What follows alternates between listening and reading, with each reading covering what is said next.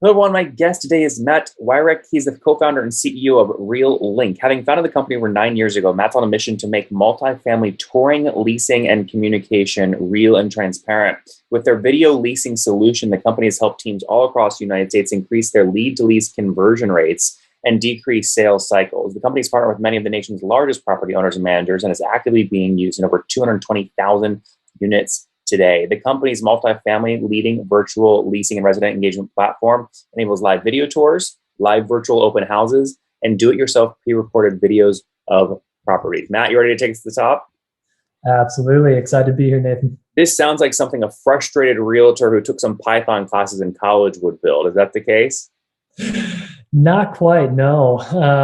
So I actually don't have a formal background in real estate or anything like that. It was more of the consumer pain point that drove me to start the business. I was moving from Purdue University up to Chicago, about a 2 to 3 hour drive, not terribly far, but it was that real estate search process back in 2011 that really opened my eyes to how inefficient the real estate search process was, and that May 2011 was actually when FaceTime came out, and was just a light bulb moment of putting different things together about what could have been done to streamline that search process for me. And so, yeah, it was a perfect storm of different circumstances coming together, and led to an opportunity that here we are 10 years later, working on the B2B SaaS side of it instead of the consumer side of it, and hopefully making a big difference to the industry.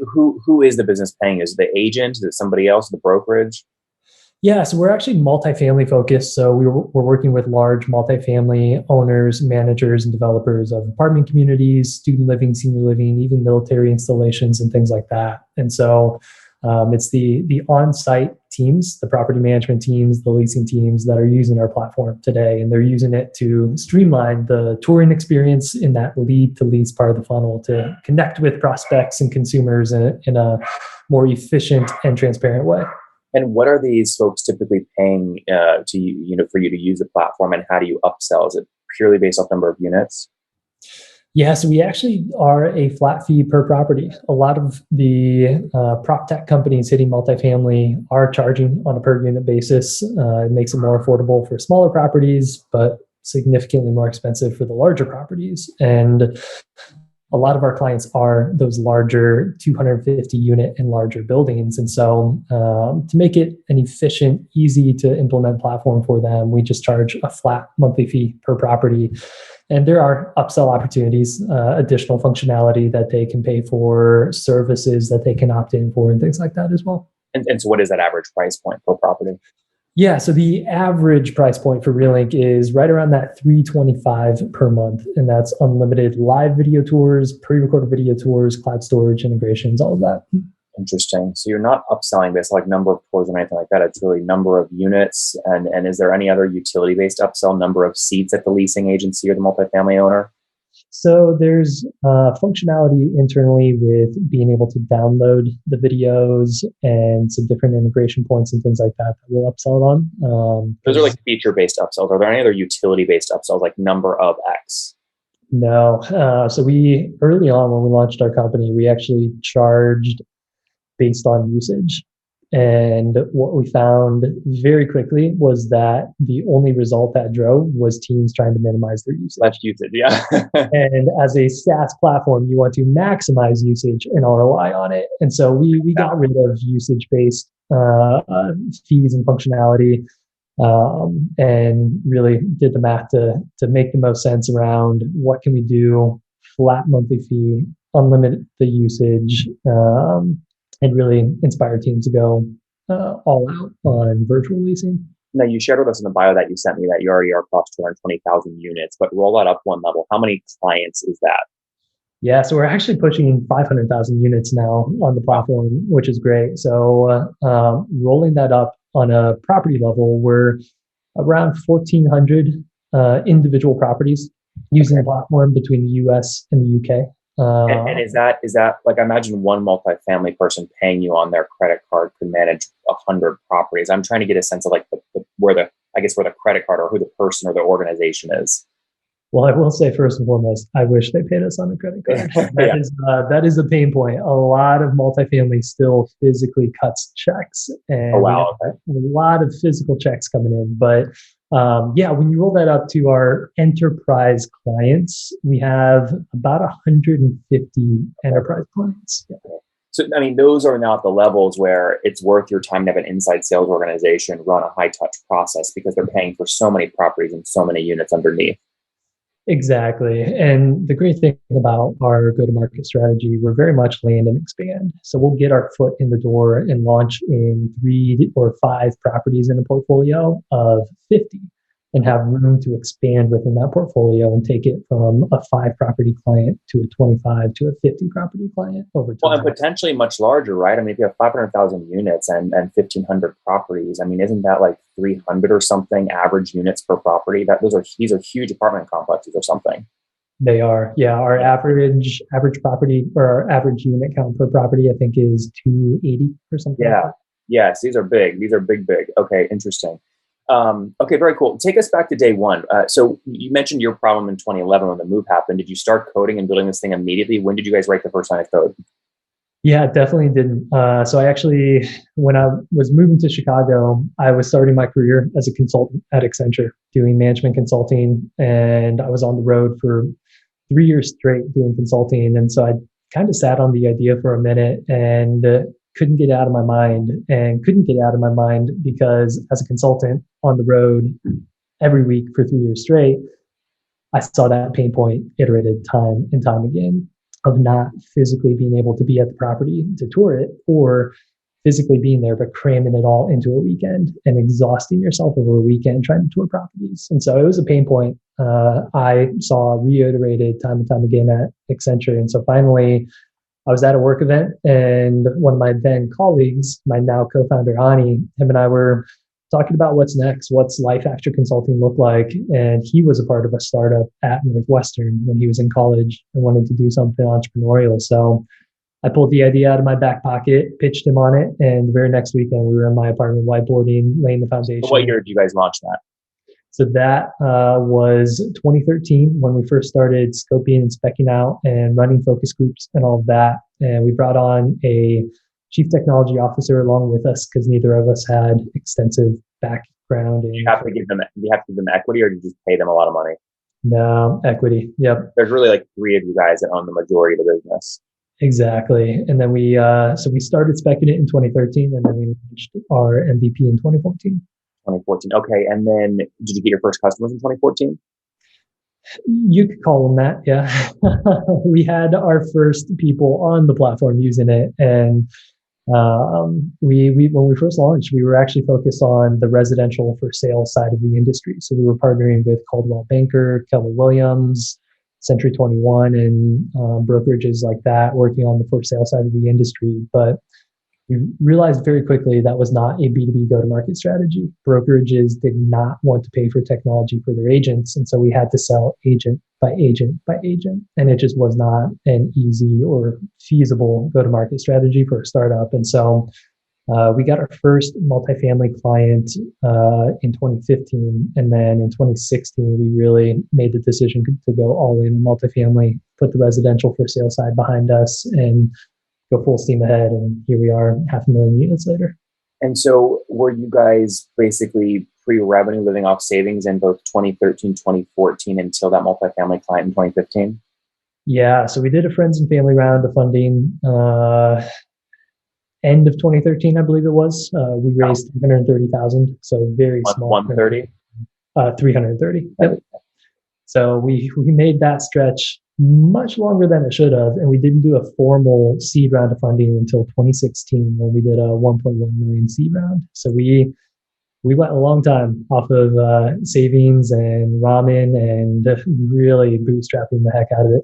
Mm-hmm. The 1.1 million seed that you guys did you end up putting on pricing that, or did you convertible note, safe sort of deal? Yep, it was a priced round. Oh, you did price it. Interesting. Okay, cool.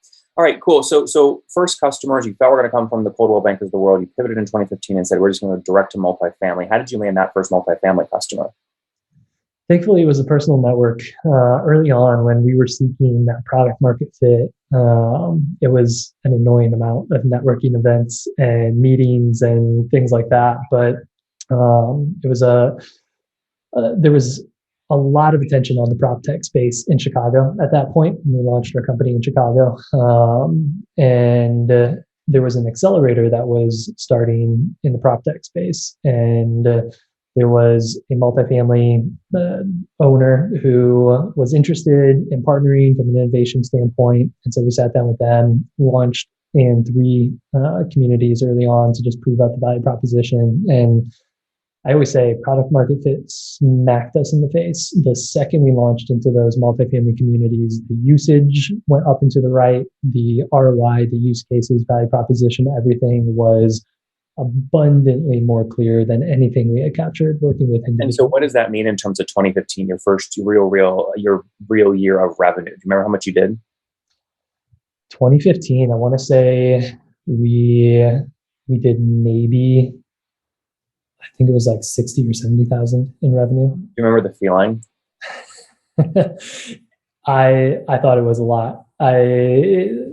Going from nothing and being able to actually keep the servers on by clients paying us to keep the servers on and things like that felt good. And then, going from 3 multifamily properties to 25, hitting that 25 property milestone was huge. What was 25 a year?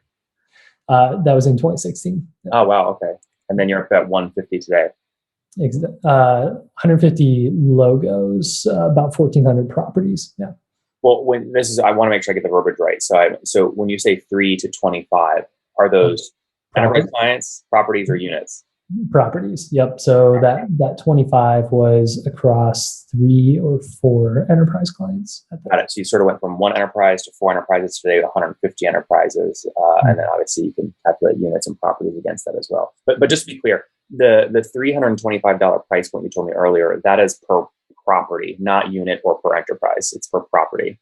Correct. Yeah. I know it's a bit convoluted. Yeah. The multifamily industry speaks in unit counts, and because we charge per property, we talk in property count, and so a bit convoluted. Well, it's tricky to figure out what to price against, right? That's what I'm asking. Some people might have built the same business you built and priced against units. Others might do the same thing but price against the enterprise, and you said no, we're going to do it via property. Yep, exactly. Which is strange because you have such a range. I mean, you mentioned you have people you're onboarding with only 5 units per property. They're still going to pay $325 when someone else has 500 units per property. Or that's the average. So that was again, sorry for any confusion on this. So that was portfolio size. So 5 properties in a portfolio, but those properties still could be 150, 250 unit properties. Oh, I see. So if a property is under 100 units, we have custom pricing for them on a per unit basis. So that flat $325 per month is for 100 unit and larger buildings. I see. Okay, can I take $325 a month times 1,500 to back what you guys are doing, like almost $500,000 in MRR, something like that? Yeah, roughly. Obviously, we have varying price based on discounting for size portfolio and some upsells on different functionality and things like that. But yeah, we're right around that 5 million ARR mark. You feel like you can break the $500,000 a month like this year? You think that'd be a 6 million run rate? Absolutely, yeah. We actually have bigger goals than that for this year. So 2020 was quite the year of growth. We grew over 400% in 2020, and we're not looking to repeat 400% growth in 2021, but looking to really ride the tailwind and all the attention on virtual leasing as we settle in as an industry to what this new season looks like of digital plus physical and the combination of everything in between as markets are opening up, properties, leasing centers are opening up and all that. And so just to capture the 400% year-over-year growth from 2019 to 2020, what was the growth from 2020 to 2021? You're doing $400,000 a month today. What were you doing a year ago? So we actually hit 1 million ARR in January of 2020. Which was a huge milestone for us. And then we ended the year at 4.5-ish, give or take. Holy cow. That's crazy growth in 1 year. What happened? COVID. Yeah. The second leasing centers shut down because of shelter in place and quarantine and all of that. they had to turn to virtual leasing to keep business running, and they were using our platform offers do-it-yourself pre-recorded video creation, live video tours, and things like that. And so we were perfectly primed and positioned to allow these leasing teams to continue leasing and managing their properties without any physical in-person interaction. Wow. 1 million 2019, 4.5 million end of 2020. Now today, about $5.5 million run rate. What do you think you can finish the year at? The goal's 8, so we're pushing hard. We've got a good trajectory for 2021, and feeling pretty bullish about where we're going as a team. We've more than the crazy thing about it. January of 2020, we were a 6-person team, and now we're a 35-person team. How many engineers on the team? So when we add our engineers in, we were at 4, and now we're at 15. 15 engineers out of the 35. So heavy tech. This isn't a tech. This isn't someone that's not a tech company calling themselves a tech company. You actually do have, there's some real tech there. Yeah. How many sales reps that carry a quota? So now we're at 6. I used to be 1/3 of our sales team, so it feels good to have a sales team beyond myself. What did you set? This is always a tricky question for SaaS founders. What did you set the quota for your first sales hire that wasn't you, the founder? It was her first quarter, we were very flexible on it. We set goals, but not necessarily a quota. We wanted to see what she could do. Stepping in, we transitioned some of our accounts over to her so that she could farm and work on growth of those enterprise accounts. And then from there, we really based it off of realistic activity levels and what we think they could produce on a quarter-over-quarter basis. So far, all the reps that have joined the company, we've handed them a book of existing enterprise clients to grow that business. And so we're trying to set them up for good, quick win success, getting their feet wet. And so we've really settled of a goal quota of around 180 properties per quarter, give or take. What does that mean in terms of new ARR per quarter per rep? Per rep. So if they're adding 180 properties, rough math, we could expect them to do about 600,000 ARR a quarter. Mm-hmm. Yeah, that's aggressive. So you basically have a quota target of 2.4 million of new ARR per rep per year. It's aggressive. Great. If you can make it work, if you can make it work, that's great. Typically the ratios you see there are something related, it's like $1 million quota target with a full OTE of 200,000 or something like that. Right. Exactly. Do it, And this is the first year. We're feeling it out. We're shooting for the moon.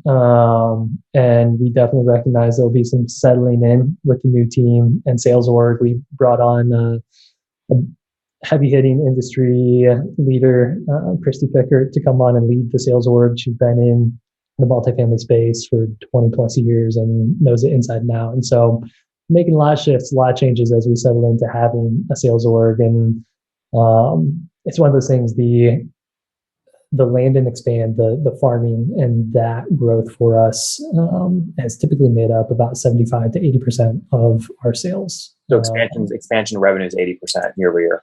Exactly. And so multiplying those early numbers obviously are easier, but 80% expansion is great. What's gross revenue churn?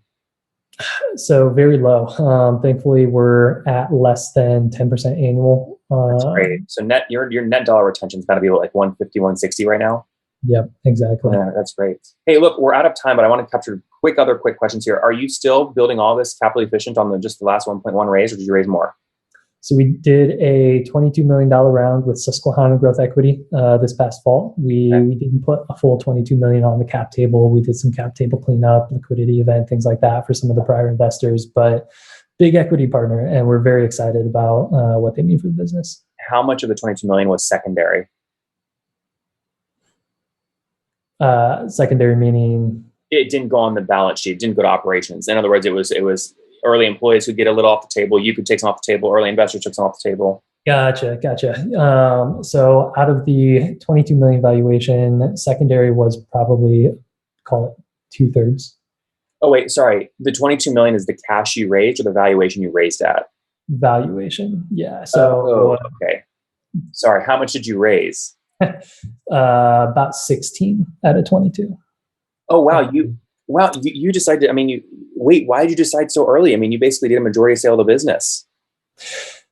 It was it, it was a very interesting year to say the least. Without diving into too much confidential information, we had Sure. a lot of strategics knocking on the door. We had a lot of M&A conversations going on, and there was a lot of range of interest, ranging from doing a Series A to minority growth equity, majority growth equity, and full strategic Yeah. acquisition Yeah. buyout. And ultimately, at the end of the day, we went with the partner that gave us the most confidence in partnering with us to get where we believe the company can go. Yeah. And And so, the 10 million of the 16 was basically secondary. You guys got some early cash out, which is great. Great to win. But a $22 million valuation for your growth rate, that's super low. I mean, 1 million to 4 million in a 12-month period. And then you go raise at only a 5x. Like I'm missing something here.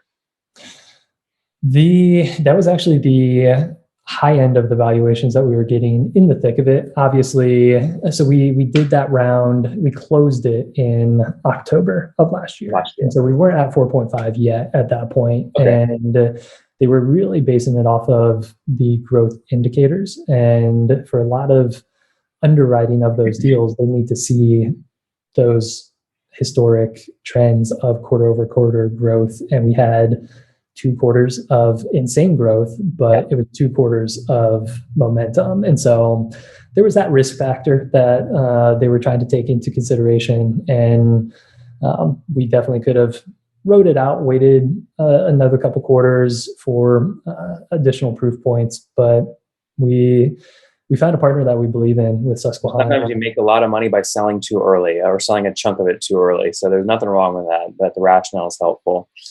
Guys, there you have it. Matt Wyrick built a real link after he had his own issues back in 2011 moving. It's a virtual tool that allows folks like brokerages, agencies, multifamily owners to give virtual leasing tours. They've grown crazy. $1 million in 2019, run rate 4.5 end of last year, 5 million today. They sold 16 well, they took in $16 million on a $22 million valuation in 2020. So a big secondary chunk there. But now they're primed for growth with a partner they like. We'll see what happens next. Matt, thanks for taking us to the top.